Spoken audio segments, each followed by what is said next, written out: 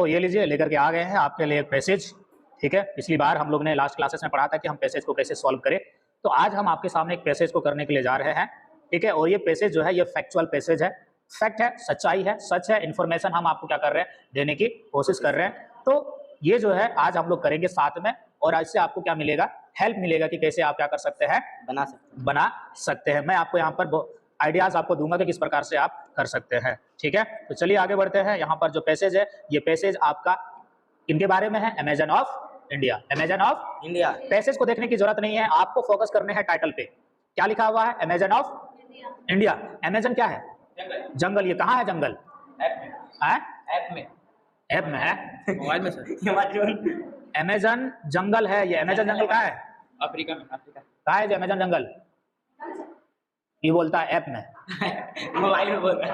तो हम फोकस कर रहे हैं, हमने सबसे पहले आपको क्या बात बताया था कि आपको फोकस करने हैं किनमें, किनमें फोकस करने हैं, टॉपिक में। आपको क्या करना है, टॉपिक में फोकस करने हैं।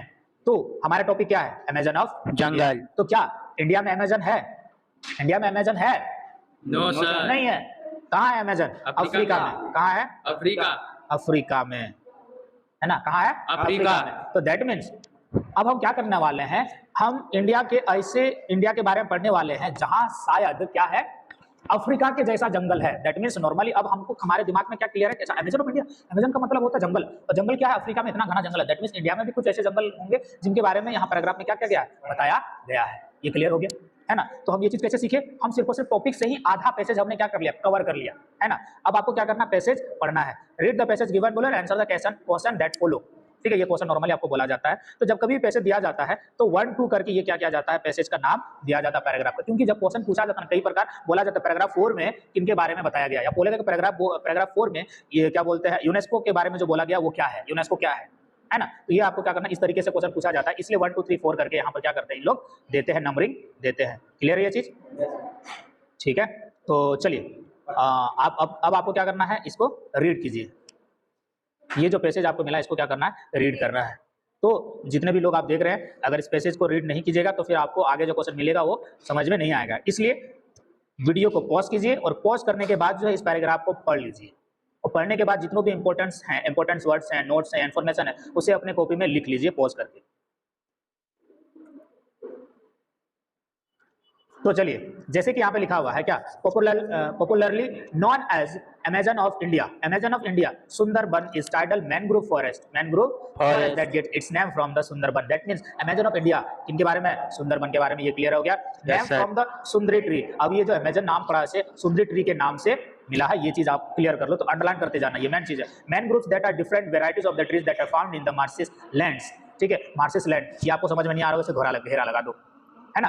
नहीं समझ में, हमने घेरा लगा दिया। The Sundarban forest consist of 10,000 square kilometre square. That means ये कहां तक फैला हुआ है, 10,200 स्क्वायर किलोमीटर एरिया में स्प्रेड है, जो कि कहां है, बांग्लादेश में। कहां है, बांग्लादेश। इसे सर्कल मत करो नहीं तो कंफ्यूज हो जाओगे, इसे अंडरलाइन कर दो बस। क्या करना है, Bangladesh. Sundarban is located at the confluence of Ganga, Brahmaputra, मेघना river and is the part of largest delta in the world. अब ये लार्जेस्ट डेल्टा है, लार्जेस्ट डेल्टा क्या है, सुंदरबन। ये ध्यान रखना, largest delta in the world. Its name means beautiful forest. ये किन में बोला जाता है, बंगाली में। इसको अंडरलाइन करो, ये सारा चीज इंपॉर्टेंट चीज है, ठीक है।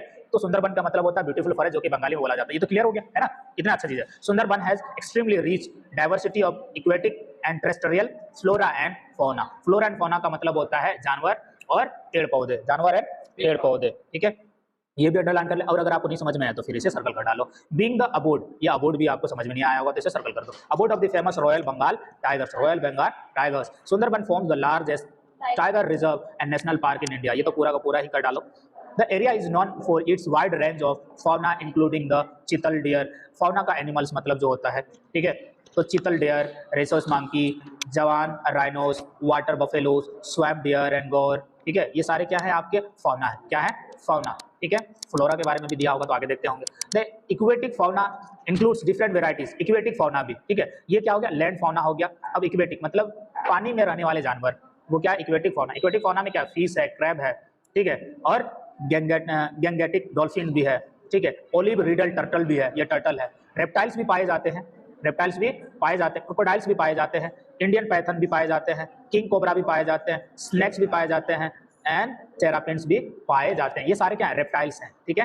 तो 3 तरीके का हमको फौना यहाँ देखने को मिला। एक तो है लैंड फौना, दूसरा है आपका एक्वेटिक फौना और तीसरा है आपका रेप्टाइल्स, है ना। लैंड में रहने वाला, पानी में रहने वाला और रेंगने वाला, है ना। क्या करने वाला? रेंगने वाला। ये क्लियर हो गया? अब चलो, अब से थोड़ा सा हम ऊपर कर लेते हैं पहले। ये क्लियर है? Large part of Sundarban have been protected. The tiger reserve was set up as early as 19, that means Sundarban को जो है प्रोटेक्ट किया गया था, रिजर्व किया गया था टाइगर सब के लिए। कब सुंदरबन को प्रोटेक्ट किया गया या रिजर्व किया गया टाइगर के लिए? कब? 1973 में। ये इंपॉर्टेंट नोट्स है।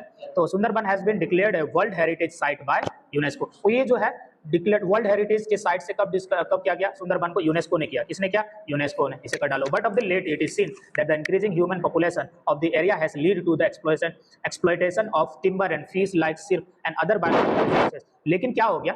जैसे समय बीतता चला गया और इंक्रीज इन ह्यूमन पॉपुलेशन के बारे में बात करें तो पॉपुलेशन यहाँ पे हो गया, है ना। तो देखो इंक्रीज इन ह्यूमन पॉपुलेशन, जैसे ही ह्यूमन का जो पॉपुलेशन है वो बढ़ता चला गया तो एरिया जो है क्या हो गया?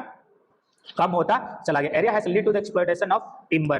तो जो भी पेड़ पौधे थे, इन सारे पेड़ पौधों को घर बनाने के लिए काट दिया गया, ठीक है। एंड फिश लाइक द सिर्फ and the other biological resources, जितने भी फिश सब थे, ठीक है, जितने भी फिश सब जितने भी ये हैं, उन सारे सबको क्या कर देगा? क्योंकि जो जितने कुछ जो पानी है उन सारे पानी को इन लोगों ने शायद भर दिया होगा इन सम एरियाज। अच्छा, ये हम क्यों अंडरलाइन कर रहे हैं? इससे कंफ्यूज हो जाओगे आप। इतना बस याद रखना, एक्सप्लॉयटेशन टिम्बर, फिश, ठीक है, fish like Surf and biological resources के लिए ह्यूमन बींग्स ने इसे खत्म करना शुरू कर दिया। Mangrove forest are being cut leading to habitat loss. तो मैंग्रोव फॉरेस्ट, जितने मैंग्रोव फॉरेस्ट है ना, वहाँ पर लोग, वहाँ के जितने भी पेड़ पौधे थे काटना शुरू कर दिए, जिनकी वजह से वहाँ पर जितने भी लोग रहा करते थे, जो भी हैबिटेट था वहाँ का, वो सारा हैबिटेट वहाँ का क्या हो गया? आपका खत्म हो गया। क्या हो गया? खत्म हो गया। जिनके वजह से जो है वहाँ जितने भी उसके हैबिटेट है सारे के सारे क्या हो गए? वहाँ से बाहर निकल चले गए।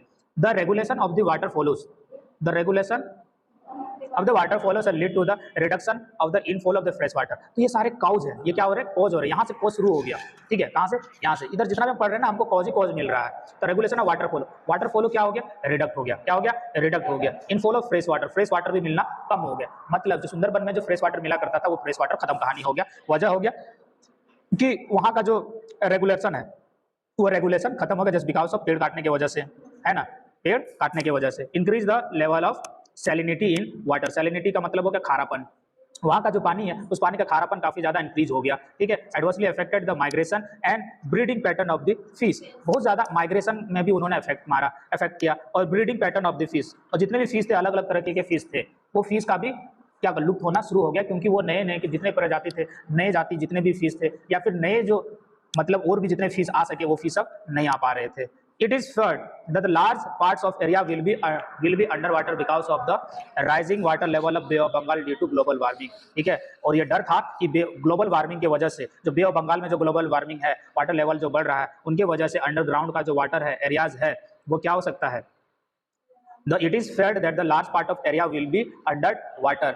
तो जैसे कि जितना भी सुंदरबन का जितना भी पार्ट है, ग्लोबल वार्मिंग की वजह से बे ऑफ बंगाल का पानी जो है काफी ज्यादा इंक्रीज हो रहा है, जिनकी वजह से हो सकता है कि सुंदरबन का आधा भाग, ज्यादा से ज्यादा भाग जो है वो पानी के नीचे होगा। तो पूरा का पूरा ये आपको क्या हो गया? समझ में आ गया, है ना। पूरा का पूरा आपको समझ। यहाँ तो हम लोग ने स्लो लेकर गया, लेकिन इन सारे यही सारा चीज को आपको इतने सारे इंपॉर्टेंस हमको मिल गए कि आपको इतने फास्ट में करने हैं कि आपको इसमें ज्यादा समय बिल्कुल भी नहीं लगाने हैं। क्लियर हो गया? चलिए अब हम क्वेश्चन देखते हैं किस प्रकार का क्वेश्चन है। Based on the reading passage answer the following question. Answer the following question, ठीक है। हम इसे करने की कोशिश करते हैं, ठीक है। Name the 3 river that empty into the bay of Bengal near Sundarban. What is Sundarban is named after. दो क्वेश्चन है। पहला क्वेश्चन है कि हमें 3 रिवर का नाम बताने हैं जो कि बे ऑफ बंगाल से सुंदरबन को जाती है। तो ये कौन सा है? जल्दी से हम क्या करेंगे, इसे देखेंगे। जहां पर हमने रिवर के बारे में बात किया था, रिवर सब कहाँ है? कहाँ है? गंगा, ब्रह्मपुत्रा एंड मेघना। ये 3 है। गंगा है, ब्रह्मपुत्रा है और मेघा है। क्या? मेघना है। हो गया, मिल गया कि मिल गया, है ना। इजी था, हमको याद था। अच्छा, रिवर के बारे में हमने क्या किया था? पढ़ लिया था, हमको मिल गया। और दूसरा क्वेश्चन क्या है? What is Sundarban named after. Sundarban का नाम कब पड़ा या कैसे पड़ा, ये भी हमने पहले ही देख लिया था। ये बंगाली की वजह से हमें क्या बोला था, देखने को मिला था। तो ये हमको कहाँ देखने को मिला था? वापस से जाकर के देखिए, सुंदरबन ट्री। सबसे पहला चीज तो कि इनको जो है सुंदरदारी ट्री की वजह से इनका जो सुंदरबन नाम पड़ा था। और इनका नाम जो है इनके वजह से, ये इनका नाम किनकी वजह से पड़ा था? ट्री की वजह से, ठीक है। मार्सेस फॉरेस्ट में जो एक ट्री था, उस ट्री को हम लोग सुंदरदारी, सुंदरी ट्री, क्या नाम बोलते पता नहीं, सुंदरी ट्री के नाम से ही इस जंगल का नाम जो सुंदरबन पड़ा। और नॉर्मली इस सुंदरबन का मतलब होता है ब्यूटीफुल ब्यूटीफुल फॉरेस्ट, जो कि बंगाली में ये एक वर्ड बोला जाता है। तो ये सुंदरबन जो एक बंगाली वर्ड है जिनका मतलब होता है ब्यूटीफुल फॉरेस्ट, और इनका नाम जो है एक सुंदरी ट्री के नाम पे पड़ा। ये हो गया आंसर, है कि नहीं? इस तरीके से आप आंसर क्या कर सकते हैं, लिख सकते हैं। तो एक से दो वर्ड में ही कर सकते हैं। Choose the correct answer of the following question. ये क्या हो गया, एमसीक्यू आ गया है ना। Which of the following synonyms of the word entertainment as used in the passage. अब बताओ कौन सा वर्ड एंटरटेनमेंट के जैसा है। तो सिनोनिम्स मतलब same as entertainment as used in the passage. Working होगा, बोर होगा या अम्यूजमेंट होगा। तो एंटरटेनमेंट तो ये होगा अम्यूजमेंट, सीधी सी बात है, ठीक है। None of the above, none of the above तो नहीं, अम्यूजमेंट होगा, यस एंटरटेनमेंट, ठीक है। क्योंकि वर्किंग तो है ही नहीं कुछ किसी तरह का एंटरटेनमेंट, बोर होना भी कोई एंटरटेनमेंट तो है नहीं। अम्यूजमेंट थोड़ा सा मतलब कुछ चीजें को अच्छे तरीके से करना और थोड़ा मजाक के लहजे से करना, ठीक है, उसे हम बोलते हैं अम्यूजमेंट। क्लियर हो गया? ऐसा आगे चलो। व्हाट वर्ड डज जोकी in the given passage means. अब जोकी का मतलब क्या होता है, जोकी का मतलब क्या होता है, क्या होता है। अब यहाँ तो जोकी के बारे में तो बोला नहीं गया है, यहाँ तो घोड़ा के बारे में है ही नहीं। ये क्वेश्चन का यहाँ कोई वर्ड है, टाइगर का नाम है, यहाँ जोकी के बारे में बताया नहीं है, क्वेश्चन यहाँ पे गलत आएगा। तो बस जोकी का मतलब होता है ऐसा व्यक्ति जो घोड़ा में चढ़ता है। Person who rides in horse races, a person who take care of the animal, ये वाला होगा जो किसी इनको बोलते हैं। Which of the following word is an antonyms of the word immense as in the message passage। immense का मतलब क्या है, immense का मतलब क्या है। एंटोनम्स, एंटोनम्स मतलब उल्टा, और immense का मतलब होता है बहुत बड़ा।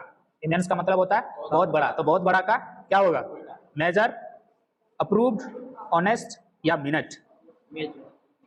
मेजर, मेजर, ऑनेस्ट, ऑनेस्ट नहीं, minute, minute, minute means only the small things, immense and minute.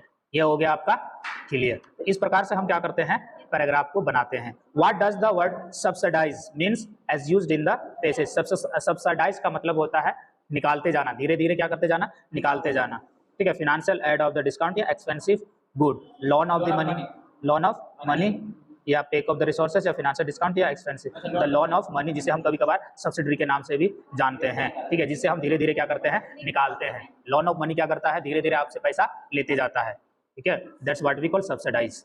तो इनसे रिलेटेड उतना क्वेश्चन तो आया नहीं, इसमें तो उतना क्वेश्चन है नहीं, सिवाय इन दोनों को छोड़ करके, ठीक है। इन दोनों को छोड़ करके उतना तो यहाँ पे क्वेश्चन है नहीं, लेकिन बहुत सारे क्वेश्चन आ सकते हैं। तो इतना ढेर सारा हमें इंपॉर्टेंस जो नोट्स मिल गए, इन सारे इंपॉर्टेंस नोट्स से ही आप क्वेश्चन आंसर क्या कर सकते हैं, कर सकते हैं। तो कम से कम ये क्या करना, ये सबसे इंपॉर्टेंट है कि आपको क्या करना है, पैसेज में अंडरलाइंस जरूर करने होंगे। क्लियर है?